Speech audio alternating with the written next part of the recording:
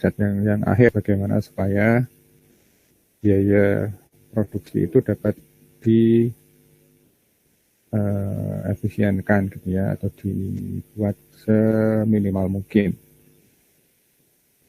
Kemudian juga terkait dengan keberlanjutan atau sustainability ya. Sustainability artinya ya produksi itu akan bisa continue gitu ya, bisa continue, tidak hanya jalan pada waktu tertentu saja dia, kemudian di waktu yang lain itu nanti macet gitu ya, macet atau kesulitan untuk produksi, karena memang dampaknya cukup besar gitu ya bagi perusahaan ketika misalkan produksinya itu macet, kemudian tidak bisa mensuplai barang gitu ya kepada konsumen, tidak bisa memenuhi demand, permintaan konsumen gitu ya. Nah itu nanti ada yang namanya potensial loss profit gitu ya, ada loss profit atau loss sales gitu ya, loss sales yang artinya juga loss profit kan. Jadi ada penjualan yang hilang gitu ya, ada kesempatan penjualan yang hilang jika barang itu tidak ada kan gitu ya. Kemudian konsumen itu juga akan beralih kepada produk pesaing, ada produk kompetitor ya, karena barang yang biasa dia pakai, dia beli, dia ternyata tidak tersedia kan gitu ya, tidak tersedia, sehingga nanti akan beralih ke produk kompetitor, dan ya otomatis loyalitas konsumen kan akan turun gitu ya, akan turun, dan itu sangat merugikan perusahaan. Oke, kemudian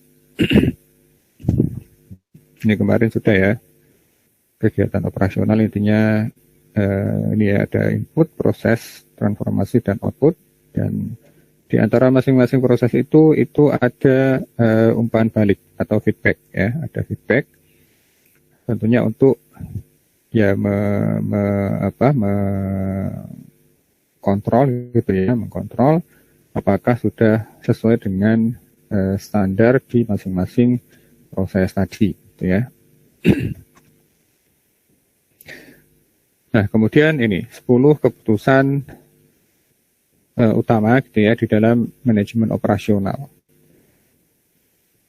Yang pertama itu terkait dengan mutu. Ya, terkait dengan mutu. Ini terkait kualitas gitu ya.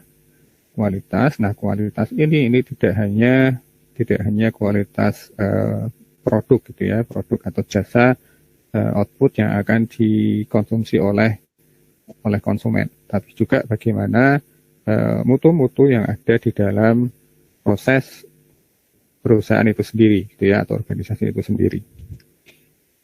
Nah, ini kegiatan mutu itu ya diantaranya meliputi keputusan tentang harapan mutu pelanggan.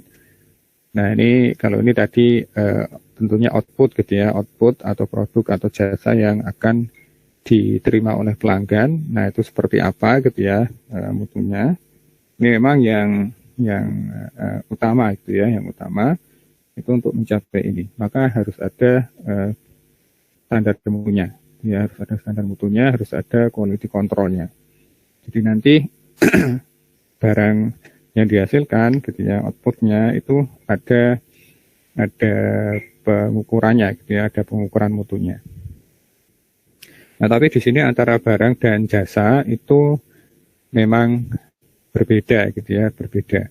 Kalau barang mungkin gampang ya untuk menilai gitu ya, untuk menentukan, untuk mengukur standar mutunya itu gampang gitu ya. Itu ada ya, biasanya ada kriteria-kriteria gitu ya yang lebih kuantitatif gitu ya, yang lebih kuantitatif. Tapi kalau jasa, nah ini yang banyak gitu ya, yang banyak tidak bisa diukur gitu ya, diukur dengan pasti gitu ya, dengan pasti ukurannya. Karena ya jasa itu berbeda gitu ya, jasa itu berbeda, intangible kan dia ya, intangible. Nah, ini banyak yang variabel gitu ya, variabel yang tidak bisa diukur dengan standar yang baku gitu ya. Tapi ada juga gitu ya, ada juga beberapa variabel yang bisa diukur. Nanti perlu diperhatikan gitu ya, perlu diperhatikan tentang standar mutunya. Kalau di jasa itu ya misalkan pelayanan gitu ya, itu variabel misalkan apa lamanya mengantri atau apa gitu ya, itu mungkin jadi target gitu ya. Paling nggak pelayanan di misalkan resepsionis itu harus berapa menit gitu ya, kemudian antriannya itu nggak boleh terlalu panjang gitu ya. Nah itu bagaimana mengatasi itu bisa gitu ya di manage. Kalau yang barang lebih gampang lagi gitu ya, misalkan ukurannya berapa mili gitu ya, kemudian warnanya bagaimana, kemudian bagaimana finishingnya dan lain sebagainya gitu ya, permukaannya. Nah itu lebih gampang. Itu terkait dengan kualitas output gitu ya, dan itu sangat penting gitu ya, sangat penting. Kenapa? Karena nanti itu menentukan gitu ya kepuasan pelanggan. Ya, pelanggan itu akan puas atau tidak. Dan ini kalau kita lihat gitu ya di kaitannya dengan loyalitas gitu ya, ini sangat signifikan gitu ya, banyak riset-riset tentang itu. Jadi kalau pelanggan itu puas, nanti dia akan bisa melakukan reorder gitu ya, dia akan bisa melakukan pembelian kembali, kemudian loyal gitu ya, kemudian akan bisa menularkan gitu ya, tertular atau merekomendasikan kepada orang lain gitu ya. Nah itu cukup penting gitu ya, cukup penting dan cukup besar pengaruhnya kepada penjualan perusahaan gitu ya. Kemudian sebaliknya, kalau pelanggan tidak puas, nah sekarang apalagi ada ini ya media sosial gitu ya, nah itu efeknya luar biasa gitu ya, luar biasa efeknya. Lain dia tidak lagi mungkin membeli lagi gitu ya, tidak membeli lagi, maka dia juga ini memberikan review gitu ya yang kurang bagus, kemudian bahkan nanti bisa posting gitu ya di media sosial tentang komplain dia gitu ya, komplain dia. Nah itu nanti akan membuat orang yang ingin membeli itu jadi pikir-pikir lagi gitu ya. Kalau misalkan dia tidak memviralkan gitu ya, memposting di media sosial, itu mungkin masih tidak begitu besar gitu ya efek negatifnya. Kalau cuma misalkan gitu ya komplain, kemudian misalkan return gitu ya, mengembalikan barang atau minta barang diganti, itu ya itu tetap menambah cost gitu ya, menambah cost bagi perusahaan. Tapi mungkin tidak begitu besar gitu ya efeknya dibandingkan dengan review gitu ya yang jelek gitu ya, yang jelek. Memang tadi ya, kalau misalkan nggak puas kemudian hanya komplain dan kemudian return atau minta diganti barangnya, itu cost gitu ya, itu merugikan juga gitu ya, merugikan bagi perusahaan, karena kan ya dia harus misalkan gitu ya nanti mengganti barang, kemudian barang yang defect itu kan ya itu kan harus ini ya, harus entah itu dimusnahkan atau diperbaiki lagi kan gitu ya, diproduksi lagi. Nah itu juga tentunya akan menambah cost. Nah makanya mutu ini penting gitu ya diperhatikan. Memang ada bagian khusus gitu ya, bagian khusus yang untuk melakukan gitu ya quality control gitu ya. Itu salah satu bagian yang penting gitu ya di dalam manajemen operasional. Kemudian juga ini ya, mutu itu juga terkait dengan prosesnya gitu ya, kebijakan dan prosedur untuk melaksanakan kegiatan masing-masing bagian gitu ya. Nah itu ada SOP-nya juga gitu ya, standar operating procedure, dan juga ada kriteria-kriteria gitu ya. Dan ini biasanya dilakukan oleh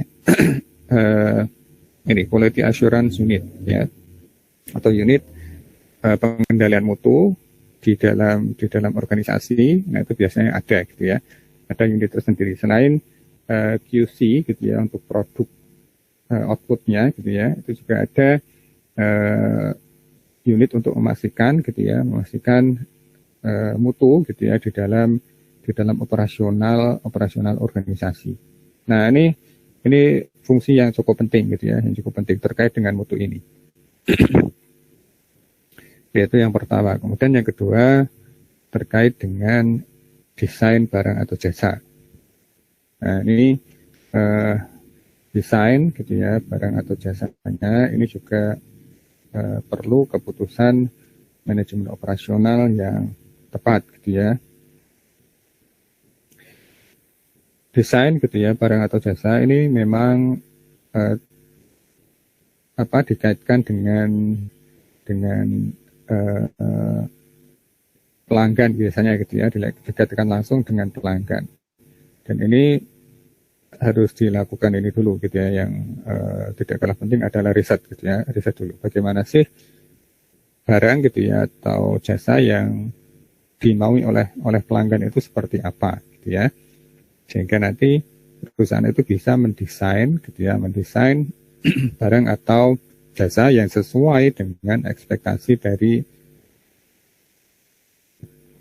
Memang kalau kita lihat kadang gini ya, barang itu gitu ya, itu benar-benar didesain gitu ya oleh si produsen itu gitu ya, sehingga nanti akan menarik pelanggan gitu ya.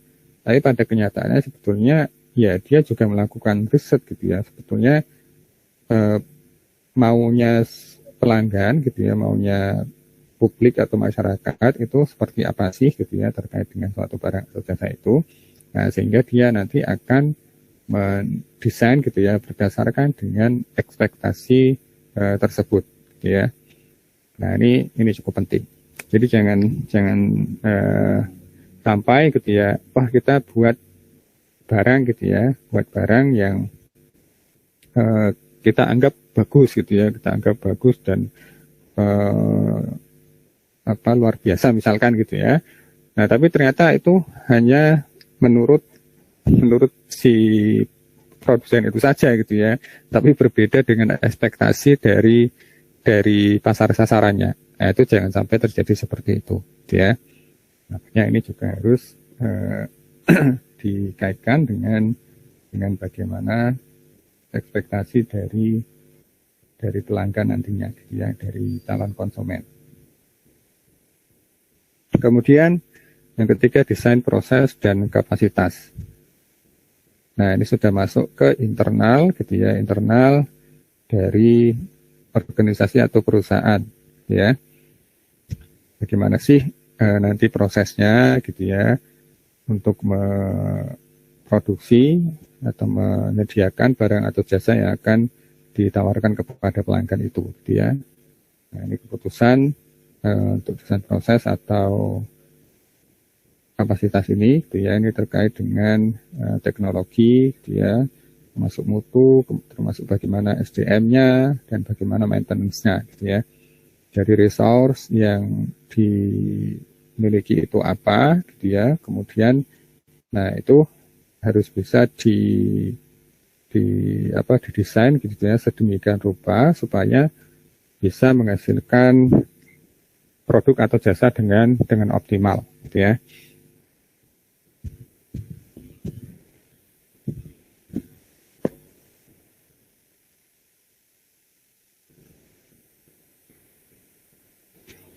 Oke, jadi ya bagaimana gitu ya proses itu bisa menghasilkan produk atau jasa dengan optimal gitu ya. Jadi sumber daya yang dimiliki apa gitu ya, atau yang harus disediakan itu apa gitu ya. Nah, itu harus didesain sedemikian rupa supaya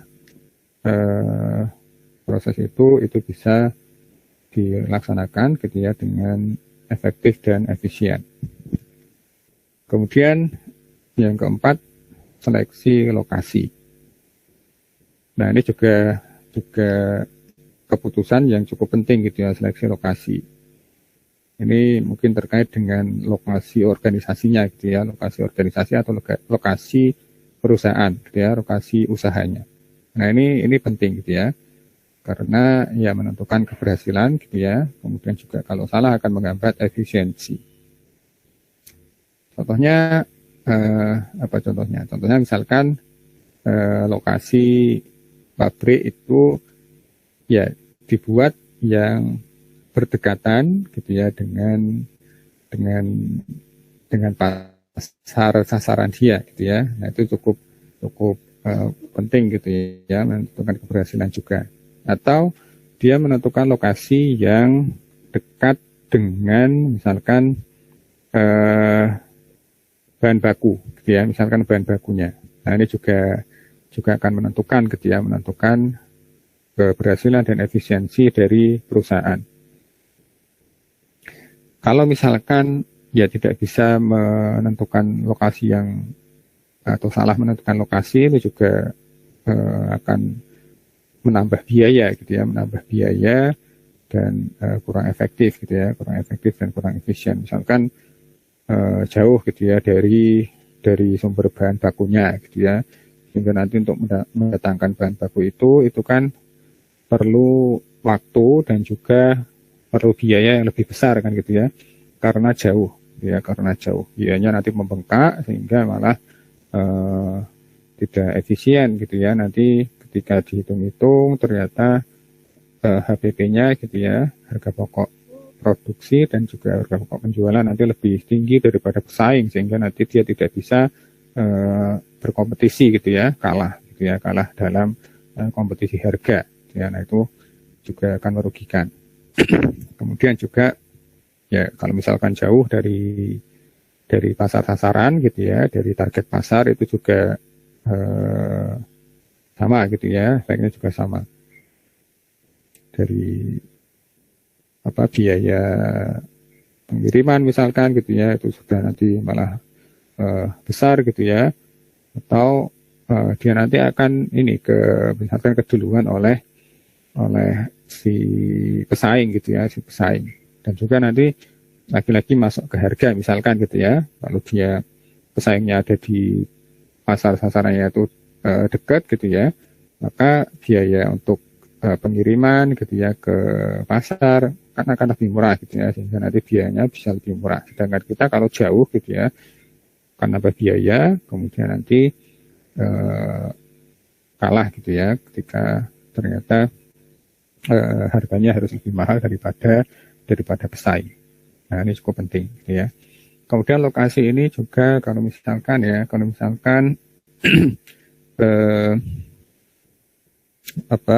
ada pesaing gitu ya, kemudian kita masih baru, ini juga penting gitu ya. Jangan berlokasi gitu ya, berdekatan dulu gitu ya, berdekatan dulu. Ya kalau Indomaret, Alfamart itu kan sama gitu ya, head to head-nya itu sama gitu ya. Nah, itu mungkin masih oke gitu ya, masih oke, berdekatan gitu ya, langsung bersebelahan gitu ya. Nah, tapi kalau kita misalkan gitu ya, misalkan masih merintis gitu ya, masih merintis, kemudian kita dekatkan lokasi penjualan kita itu atau lokasi perusahaan itu di dekat dengan pesaing. Sementara pesaing itu sudah punya nama gitu ya, sudah terkenal gitu ya. Nah, itu tentu nanti malah si calon konsumen gitu ya, itu tidak mengarahnya tidak ke tempat kita gitu ya, tapi dia ke tempat sebelah kan gitu ya, karena sudah terbukti gitu ya, sudah terbukti kualitas, kemudian sudah ternama gitu ya, brandnya. Nah, itu juga kadang ya kita perlu menghindari dulu gitu ya, kita pilih lokasi yang agak berjauhan dulu gitu ya, agak berjauhan dulu supaya nanti calon konsumen itu akan bisa mencoba gitu ya di tempat kita dulu gitu ya, membeli di tempat kita. Oke, itu yang keempat. Kemudian yang kelima ini terkait dengan layout gitu ya, layout atau desain tata letak gitu ya, tata letak. Ini ya desain di internal kalau ini gitu ya. Kalau ini desain memang di internal perusahaan itu sendiri. Ya, misalkan dia memproduksi apa gitu ya, kemudian nanti kan ada bagian-bagian gitu ya. Ada bagian-bagian, misalkan kalau dia produksi apa, misalkan tekstil misalkan gitu ya, ada pemintalannya dulu gitu ya, kemudian ada apa gitu ya, kemudian nanti ada proses apa itu kayak nanamnya gitu ya. Nah, kemudian nanti ada pengemasan. Nah, ini proses ini harus didesain sedemikian rupa gitu ya, supaya alurnya itu efektif dan efisien gitu ya. Alurnya itu, flow-nya itu lancar gitu ya, flow-nya lancar. Tidak misalkan bolak-balik gitu ya, bolak-balik. Artinya kalau misalkan proses ini di awal gitu ya, kemudian nanti lanjut ke proses selanjutnya, nah itu nanti flow-nya kalau misalkan acak gitu ya, tidak ditata dengan sedemikian rupa, dengan lancar, itu malah akan ya dia memakan waktu gitu ya, kemudian bikin lama gitu ya, kemudian nanti otomatis kapasitas produksinya juga tidak akan bisa maksimal gitu ya, karena waktunya untuk memproses itu dari bahan baku menjadi barang jadi itu lama gitu ya, lebih lama. Nah, ini harus diperhatikan gitu ya, supaya flow-nya untuk masing-masing pengerjaan itu lancar gitu ya. Ya, misalkan masing-masing di departemen itu ada apa-apa gitu ya, nah itu dibuat sedemikian rupa tata letaknya supaya kegiatan prosesnya itu bisa efektif dan efisien.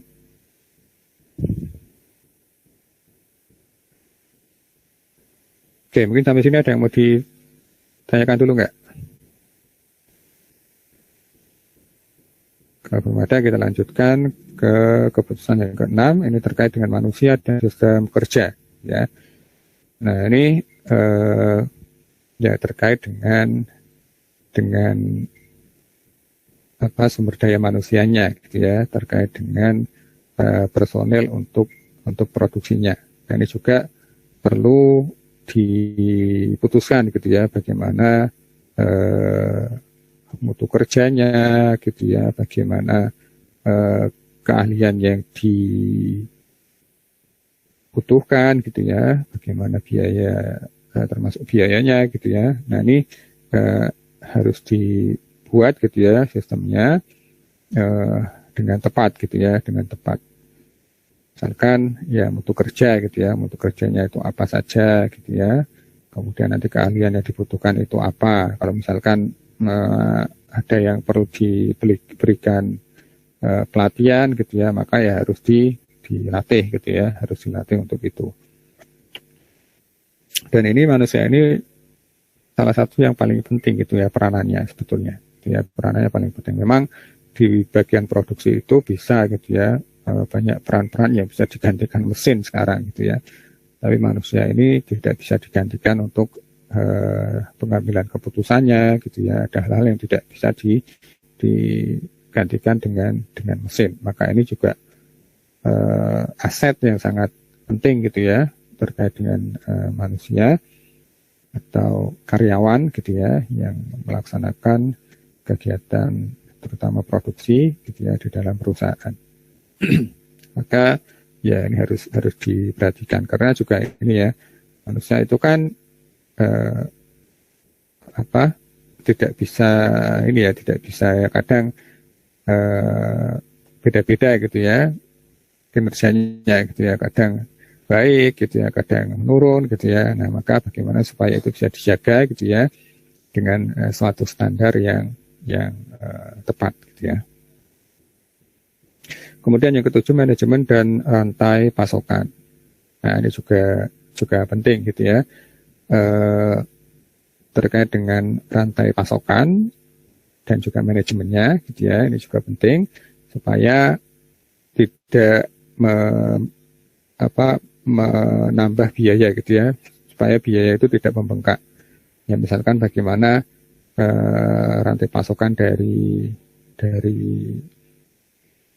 supplier, gitu ya, kemudian kepada perusahaan, gitu ya, kemudian nanti dari perusahaan itu ke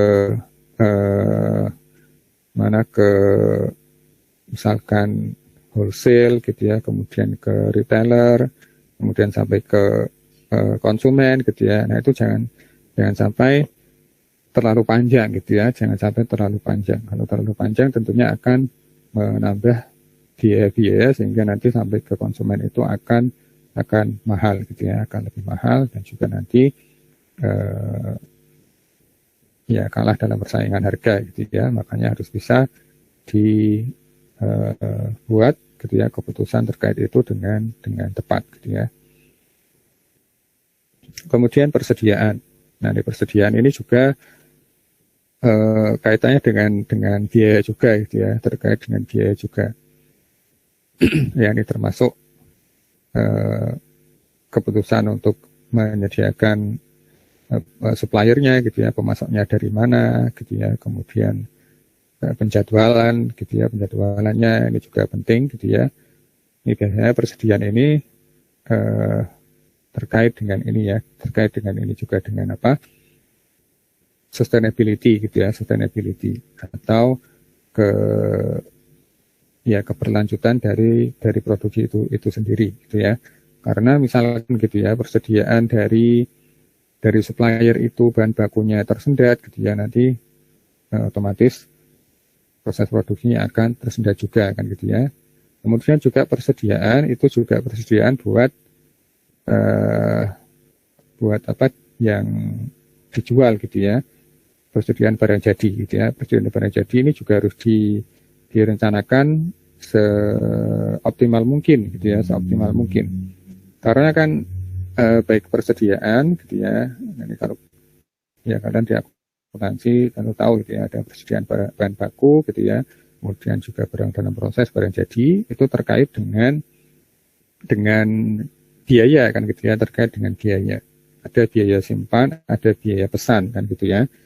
Nah, ini makanya harus di-manage, gitu ya, dengan tepat supaya biaya simpan dan biaya pesan itu dapat diminimalkan, gitu ya, dibuat seminimal mungkin. Karena kan ya kalau persediaan misalkan terlalu besar, gitu ya, terlalu besar nanti kan biaya simpannya akan besar, gitu ya. Sedangkan kalau terlalu sedikit, gitu ya, jadi persediaan itu kan harus tepat, gitu ya, harus tepat. Kalau terlalu sedikit, nanti misalkan kehabisan, gitu ya, kehabisan sehingga tidak bisa memenuhi permintaan, itu juga akan menjadi lost sales, gitu ya, lost sales. Makanya harus di manage dengan tepat, gitu ya, dengan tepat. Kemudian penjadwalan. Ini penjadwalan ini juga penting, gitu ya, terkait dengan permintaan SDM-nya, kemudian fasilitasnya, gitu ya, ini juga harus dijadwalkan dengan tepat, dan juga pemeliharaan, ya, pemeliharaan atau maintenance, gitu ya, baik itu pemeliharaan SDM, gitu ya, kemudian pemeliharaan termasuk pemeliharaan fasilitas, nah itu juga harus diperhatikan, gitu ya. Apalagi kalau produksi, gitu ya, produksi memakai misalkan mesin, gitu ya, nah itu pemeliharaan dari mesin itu juga penting, gitu ya, supaya tidak mengganggu proses produksi. Karena kalau misalkan, gitu ya, tiba-tiba mesin itu rusak, gitu ya, kemudian tidak bisa diperbaiki dalam waktu singkat, maka ya tentu akan menghambat, gitu ya, akan menghambat proses produksi. Oke, ini terkait dengan keputusan manajemen operasional. Sampai sini ada yang mau ditanyakan dulu nggak? Ini memang pembahasan secara rinci itu ada di mata kuliah manajemen operasional sendiri, gitu ya. Nanti kalian akan mempelajari secara lebih rinci lagi. Tapi secara umum itu ya untuk manajemen operasional itu adalah bagaimana supaya ya semua proses itu dapat dilaksanakan dengan seefisien mungkin gitu ya. Pokoknya cost-nya gitu ya, biayanya itu harus ditekan seminimal mungkin gitu ya, ditekan seminimal mungkin. Kemudian juga supaya proses produksi itu dapat berjalan secara kontinu gitu ya, secara kontinu, tidak tersendat gitu ya, tidak macet gitu ya. Nah, itu yang penting. Oke, ada yang mau ditanyakan dulu? Kalau belum ada, kita lanjutkan ya, kita lanjutkan. Nah, ini saya akan masuk ke manajemen keuangan, tapi mungkin ini tidak detail gitu ya, tidak detail. Kita akan bahas secara general saja gitu ya, secara general. Manajemen keuangan terkait dengan aktivitas perencanaan dan pengendalian perolehan serta pendistribusian aset-aset keuangan perusahaan. Ya, nah ini aktivitas utamanya gitu ya. Aktivitas utama dari manajemen keuangan itu adalah bagaimana sih merencanakan dan mengendalikan gitu ya aset-aset keuangan perusahaan gitu ya. Jadi aset-asetnya itu harus direncanakan dan dikendalikan dengan sebaik mungkin gitu ya, dengan sebaik mungkin.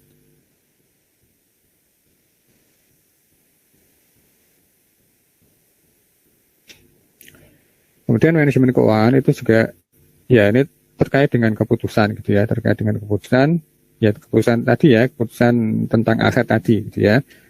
Keputusan yang dibuat itu berkaitan dengan keuangan tentang berapa besar aset yang dibutuhkan, kemudian bagaimana sebaiknya komposisi dari masing-masing aset, serta dari mana sumber pembiayaan atas investasi tersebut. Nah, ini jadi ya terkait dengan keuangan gitu ya, keuangan itu berapa sih aset yang dibutuhkan gitu ya, kemudian bagaimana sih alokasi gitu ya, alokasi dari atau komposisi dari masing-masing aset itu, kemudian juga dari mana gitu ya sumber dana untuk membiayai aset-aset tersebut gitu ya. Nah, ini sebetulnya dapat kita lihat di di neraca gitu ya, kalau kita lihat gitu ya, kalau kita lihat ada di neraca. Jadi aset-aset yang ada di aktiva gitu ya, itu adalah terkait dengan investasinya kan gitu ya, investasi yang dibutuhkan itu apa saja gitu ya, aset-asetnya. Nah, itu perlu untuk direncanakan gitu ya, direncanakan kemudian dikendalikan dengan baik gitu ya. Nah, itu aset itu berapa yang dibutuhkan gitu ya, berapa besar aset yang dibutuhkan, kemudian komposisinya bagaimana gitu ya dari masing-masing aset itu. Nah, kemudian yang tidak kalah penting juga aset itu akan didanai gitu ya dari sumber apa kan gitu ya, dari sumber apa. Nah, ini kan ada di pasifanya gitu ya, jadi sumber pendanaan dari aset-aset yang dibutuhkan itu dari mana gitu ya, ada dari equity, ada dari liability kan gitu ya. Nah, itu harus dimanage dengan baik oleh manajer keuangan gitu ya, oleh bagian keuangan. Karena memang terkait dengan apa untuk manage itu kan terkait dengan ya secara umum gitu ya, terkait dengan cost dan juga terkait dengan performa gitu ya, keuangan atau laba gitu ya, kinerja keuangan atau bagaimana performa untuk menghasilkan laba dari perusahaan kan gitu ya. Kalau terkait dana gitu ya, dana itu kan ada cost-nya gitu ya, ada cost of capital kan gitu ya. Dana itu ada cost-nya sehingga itu harus diminimalkan. Kemudian terkait dengan aset, itu kan tentu aset itu akan menghasilkan laba gitu ya, performa untuk menghasilkan labanya itu bagaimana gitu ya, harus dibuat seoptimal mungkin. Ya, misalkan kalau akan investasi apa misalkan gitu ya, investasi di misalkan apa mesin atau apa gitu ya, nah itu harus dilihat gitu ya, bagaimana sih kelayakan investasinya, gitu ya, mana yang paling layak, gitu ya, seperti apa opsi yang paling layak itu seperti apa, gitu ya, yang paling menghasilkan keuntungan paling besar, gitu ya, yang dipilihkan seperti itu. Kemudian terkait dengan manajemen untuk aktiva lancar misalkan, gitu ya, aktiva lancar itu bagaimana supaya misalkan, gitu ya, perputarannya itu baik perputaran misalkan persediaan itu dapat di manage, gitu ya, supaya lebih cepat, gitu ya. Kan tentunya kalau aktiva itu berputar lebih cepat, lebih efektif kan, gitu ya, sehingga nanti potensi labanya akan lebih besar. Ya kita misalkan aja, gitu ya, kita punya apa misalkan kas, gitu ya, misalkan ya, punya uang. Kalau uang itu bisa kita putar lebih cepat, tentunya kan akan menghasilkan laba lebih banyak kan, gitu ya. Ya misalkan kita punya uang 5 juta, kemudian kita putar itu kok ternyata waktunya itu lambat, gitu ya, 1 bulan, gitu ya. 1 bulan baru bisa kembali lagi, gitu ya, dengan tambahan keuntungan sekian misalkan. Dibandingkan dengan kalau kita bisa memutar, gitu ya, uang itu misalkan dalam waktu ya 1 minggu, gitu ya. Ini misalkan karena berbeda investasi, gitu ya, berbeda investasi. Seminggu, gitu ya, bisa berputar dengan keuntungan sekian misalkan, gitu ya. Berarti kan sebulan kan bisa 4 kali kan, gitu ya, bisa 4 kali kita putar. Nah tentu kan keuntungannya bisa ya kalau misalkan tadi keuntungannya sama, gitu ya, yang 1 bulan dengan 1 minggu, nah berarti kan 4 kali lipat kan, gitu ya. Nah itu untuk manage masing-masing, gitu ya, masing-masing aktiva, gitu ya, itu ada ya memang ada manajemennya tersendiri, gitu ya. Ada bagaimana manajemen kasnya, bagaimana manajemen piutangnya, bagaimana manajemen persediaan, gitu ya. Kemudian terkait dengan pasifa tadi, gitu ya, pasifa itu bagaimana komposisi, gitu ya, komposisi dari pendanaan supaya cost of capitalnya itu bisa diminimalkan. Nah ini terkait dengan keputusan di dalam manajemen keuangan. Kalau kita lihat, gitu ya, secara general memang ada 3 sebetulnya, gitu ya, ada 3 keputusan. Yang pertama adalah keputusan investasi, kemudian yang kedua adalah keputusan finansial, kemudian yang ketiga adalah keputusan dividen. Ya kalau kalian lihat di manajemen keuangan itu intinya ada 3 itu. Keputusan investasi itu adalah ya bagaimana, gitu ya, investasi untuk aset, gitu ya, untuk aktiva. Kemudian keputusan pendanaan atau finansial itu terkait dengan dari mana sumber aktiva tadi akan didapatkan. Nah ini ada di dalam pasifa, gitu ya, ada di dalam pasifa. Kemudian keputusan dividen. Nah ini khusus untuk perusahaan-perusahaan yang go public, gitu ya, yang go public. Ini juga harus tepat, gitu ya, karena nanti akan pengaruh ke harga saham biasanya, gitu ya. Harga sahamnya akan seperti apa. Nah ini juga penting, gitu ya, keputusan dividen itu juga penting. Ada beberapa teori terkait dengan keputusan dividen, gitu ya. Ada dividen irrelevan, kemudian ada yang lain, gitu ya, baik yang teori dan lain-lain, gitu ya. Nah itu juga penting, gitu ya. Jadi 3 itu inti utama dari manajemen keuangan, gitu ya. Keputusan investasi terkait dengan aset-aset yang ada di aktiva, gitu ya. Kemudian keputusan pendanaan ini sebetulnya terlihat di pasifa. Kemudian satu lagi keputusan dividen.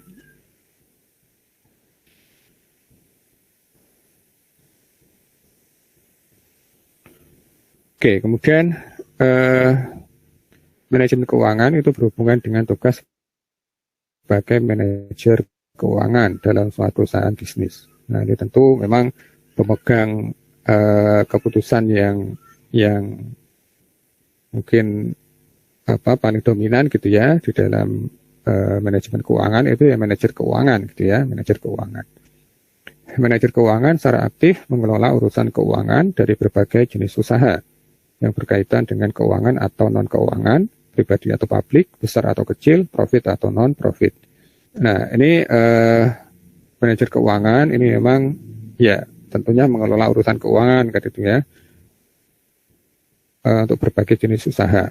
Nah, ini terkait dengan usaha ini memang ada bermacam-macam gitu ya. Ada bermacam-macam perusahaan gitu ya, unit usaha atau organisasi itu kan macam-macam. Ada yang organisasi itu yang profit gitu ya, oriented atau non profit. Kalau non profit itu misalkan apa? Kalau profit kan jelas gitu ya, perusahaan-perusahaan yang ya umumnya itu kan mengejar profit gitu ya, yang produksi apa gitu ya, barang dan jasa gitu ya, itu biasanya kan profit. Kalau yang non profit itu misalkan apa? Contohnya apa? Non profit. Jadi misalkan lembaga apa gitu ya, misalkan lembaga, yayasan misalkan gitu ya. Nah itu biasanya non profit gitu ya, non profit. Kemudian ada perusahaan pribadi, ada yang publik gitu ya, ada yang ya masih private gitu ya, kemudian ada yang sudah go public. Kemudian ada ya kalau dari ukuran gitu ya, ukuran itu ada ya usaha mikro, kecil gitu ya, menengah, ada besar gitu ya.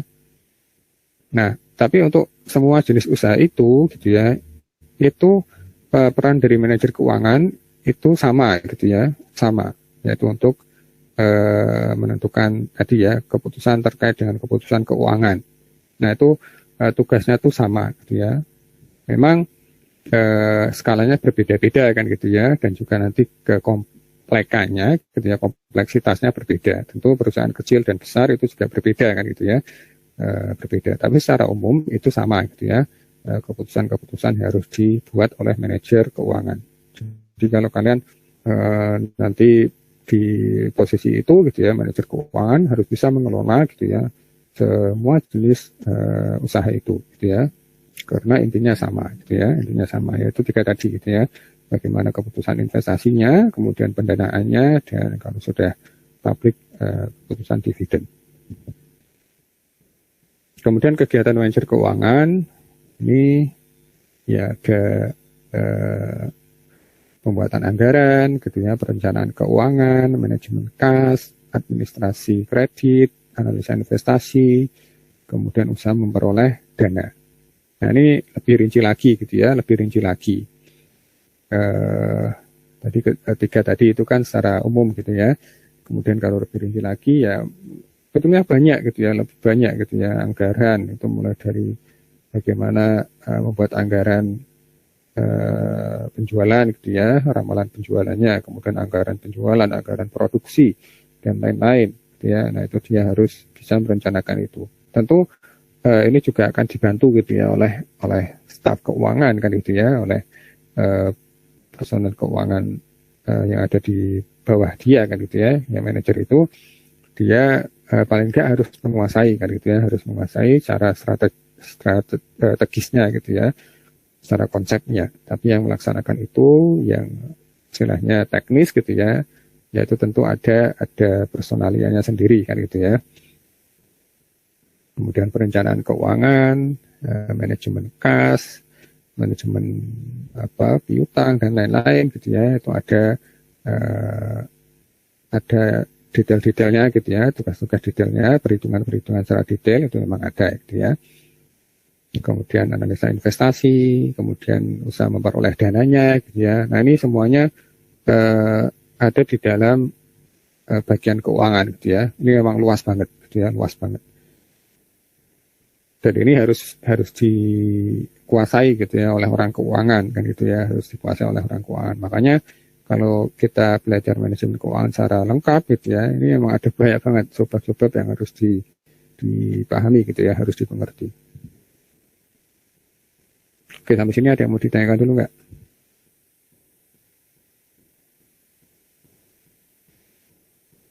Belum? Kalau belum kita lanjutkan ya.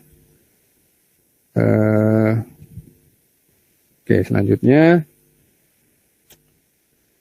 ini masih peran dan tanggung jawab manajer keuangan.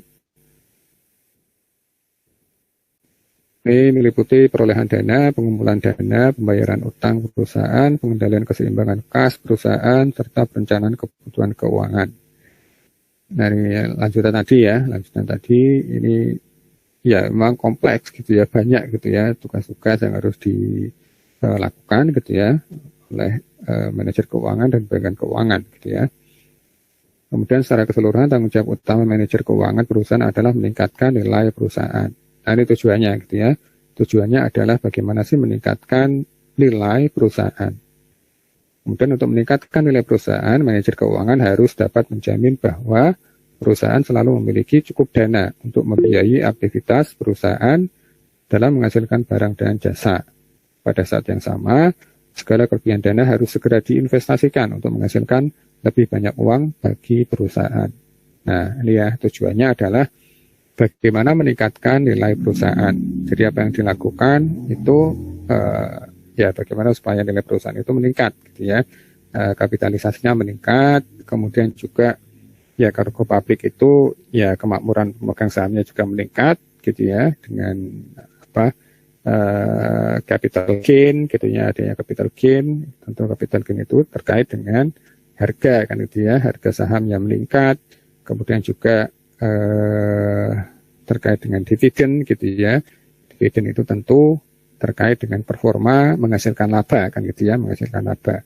Jadi nanti ada berapa sih laba yang ditahan, kemudian ada berapa sih laba yang dibagikan sebagai dividen kan gitu ya, dibagikan sebagai dividen. Nah, ini tujuannya untuk itu gitu ya. Nah, bagaimana caranya? Ya caranya secara umum adalah ya 3 tadi gitu ya. Bagaimana investasinya, bagaimana memperoleh dananya gitu ya, dan juga bagaimana pembagian dividennya. Nah, itu secara umum gitu ya. Yang menjadi fokus dari manajer keuangan dan juga bagian keuangan. Oke, mungkin itu secara umum gitu ya untuk manajemen keuangan. Memang ini secara lebih rinci gitu ya, lebih rinci hitungannya banyak gitu ya, anggaran-anggaran, kemudian bagaimana membuat proyeksi laba ruginya gitu ya, neracanya. Nah, itu nanti secara teknis gitu ya, secara teknis seperti itu, tapi secara umum ini ya, secara umum yang sudah kita bahas ini untuk manajemen keuangan gitu ya, manajemen keuangan. Kita keuangan pada UMKM karena terkadang pemilik tidak memiliki keahlian dalam mengelola keuangan. Oke, terkait dengan UMKM ini memang ya ini memang kalau kita bicara UMKM gitu ya, terutama usaha mikro gitu ya, usaha mikro ini biasanya memang sangat terbatas gitu ya sumber dayanya.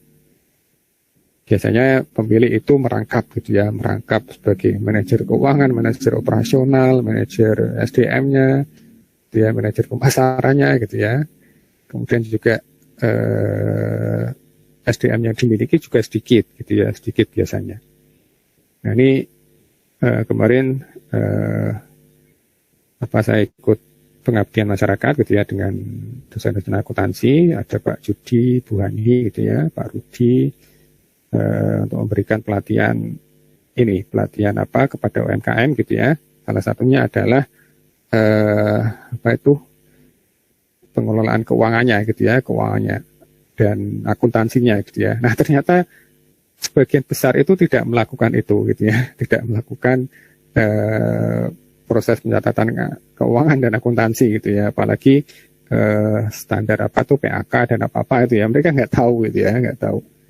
Nah, ini memang ini ya harus diedukasi gitu ya, harus kita ya kemarin memberikan pelatihan juga gitu ya, karena ya memang kalau UMKM terutama yang mikro itu merasa tidak terlalu penting gitu ya, tidak terlalu penting melakukan pencatatan gitu ya, pencatatan keuangan. Tapi untuk membuat gitu ya perusahaan itu berkembang gitu ya, mau tidak mau harus dilakukan gitu ya, mau tidak mau harus dilakukan karena memang penting gitu ya, bagaimana kita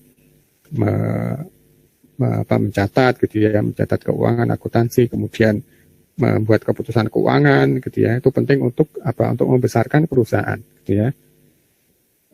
Itu secara general itu seperti itu gitu ya. Kita harus mengetahui itu. Kemudian nanti kalau misalkan gitu ya terkait dengan pihak lain gitu ya, terutama pendanaan gitu ya. Kalau misalkan kita butuh pendanaan dari investor gitu ya, investor. Nah, investor itu akan melihat gitu ya, akan melihat bagaimana sih performa keuangan.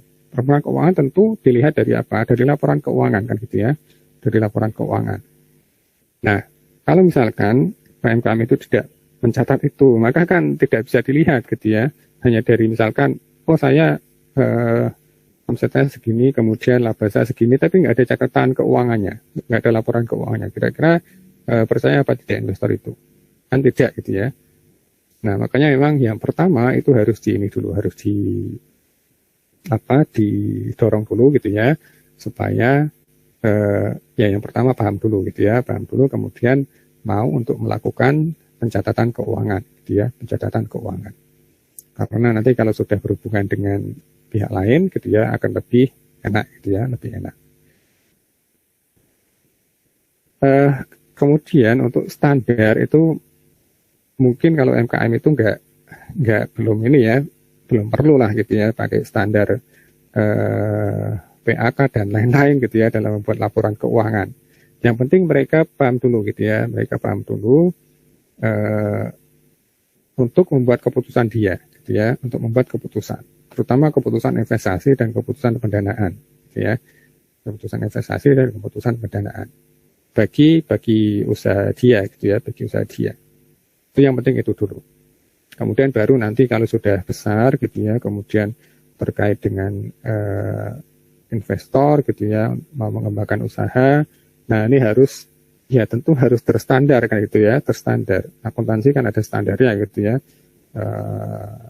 Nah, itu harus ada standarnya gitu ya. Mau nggak mau harus pakai standar, harus pakai ya, kalau pencatatan harus pakai akuntan kan gitu ya, pakai akuntan.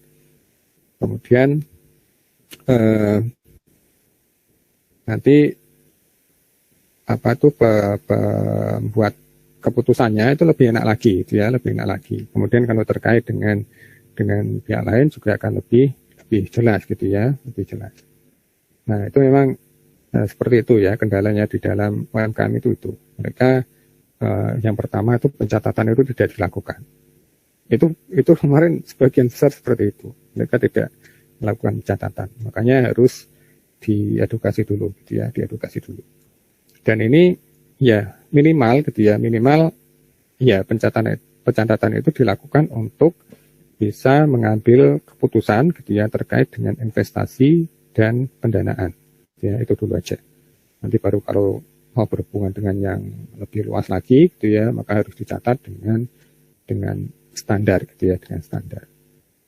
Oke, itu secara umum seperti itu ya.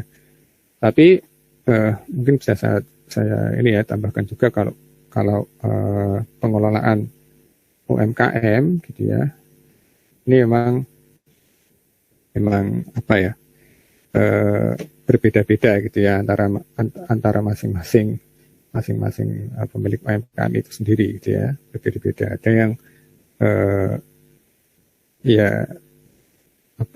yang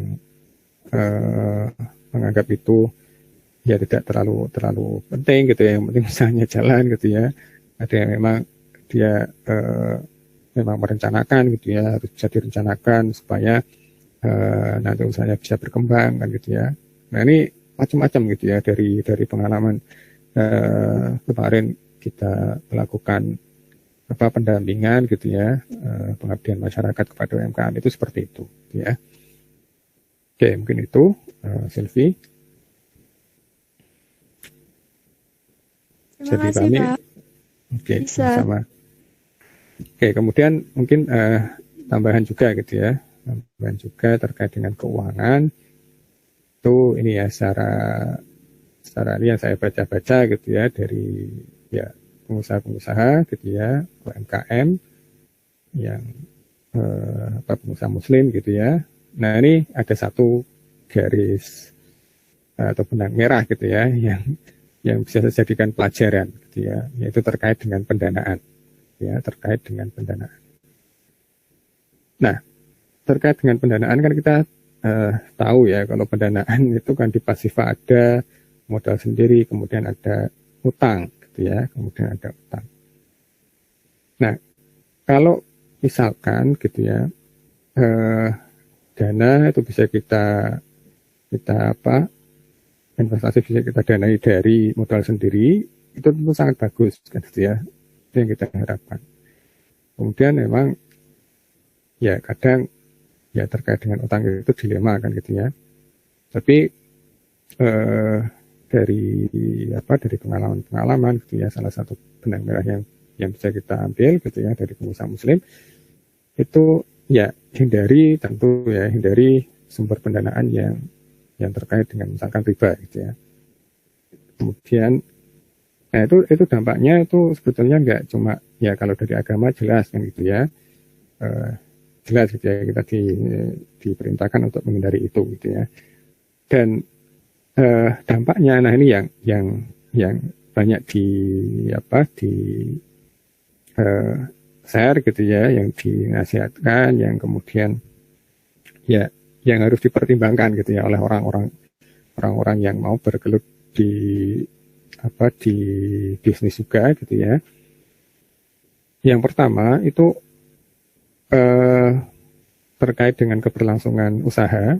Nah, itu sebetulnya gitu ya, kalau kita mengambil atau orang-orang itu mengambil dana dari pinjaman gitu ya, itu istilahnya gitu ya, dalam tanda kutip gitu ya, itu malah kerja rodi gitu ya, kerja rodi untuk si yang meminjamkan dana itu, karena kan harus bayar bunga kan gitu ya. Nah, itu banyak gitu ya cerita-cerita seperti itu. Jadi kita usaha siang malam gitu ya, kerja keras gitu ya, kemudian itu hanya ya sebetulnya sebagian besar keuntungannya itu hanya diperoleh gitu ya oleh orang yang meminjamkan dana kepada kita. Porsi kita sedikit gitu ya, porsi kita sedikit. Misalkan gitu ya, keuntungan kita, profit margin kita hanya misalkan 20% misalkan gitu ya. Kemudian bunga yang harus dibayarkan per periode gitu ya, per bulan misalkan kepada yang meminjamkan dana misalkan berapa 12% gitu ya misalkan. Keuntungan kita hanya 8% sisanya kan gitu ya. Nah, itu belum nanti dipakai yang lain-lain kan gitu ya. Nah, itu sebetulnya sangat kecil gitu ya, dan itu sangat terasa gitu ya, sangat terasa gitu ya, dirasakan oleh ya para pemilik usaha gitu ya. Apalagi kalau misalkan kan usaha itu kan ada risiko gitu ya, ada risiko ya, kadang bagus gitu ya perkembangannya, kemudian omsetnya, penjualannya, profitnya itu kadang bagus. Tapi kadang ada masa-masa yang seret gitu ya. Nah, itu akan sangat terasa ketika itu gitu ya. Kalau masih bagus sih mungkin nggak terasa gitu ya. Tapi ketika ada kemacetan gitu ya, ada kendala, nah itu akan sangat berat gitu ya, akan sangat berat. Misalkan malah keuntungan untuk membayar bunga gitu ya, itu lebih kecil gitu ya, lebih kecil. Nah, maka dia harus tombok gitu ya, harus tombok. Nah, itu salah satunya. Kemudian yang juga tidak kalah penting adalah terkait dengan keberkahan gitu ya, terkait dengan keberkahan. Jadi ini memang nggak bisa dilogika kadang gitu ya, kalau kita bicara masalah seperti ini gitu ya, terkait dengan agama gitu ya, tapi dirasakan gitu ya, nggak bisa dilogika tapi dirasakan gitu ya. Kadang ada aja gitu ya kendala-kendala, hambatan-hambatan gitu ya, yang dirasakan oleh para pengusaha itu, terutama ya masalah-masalah gitu ya, masalah-masalah yang dihadapi, baik itu masalah di perusahaan itu maupun masalah di keluarga gitu ya. Itu ya banyak gitu ya cerita-cerita seperti itu. Nah, nanti yang paling ujung gitu ya, usahanya berhenti gitu ya. Itu banyak gitu ya seperti itu.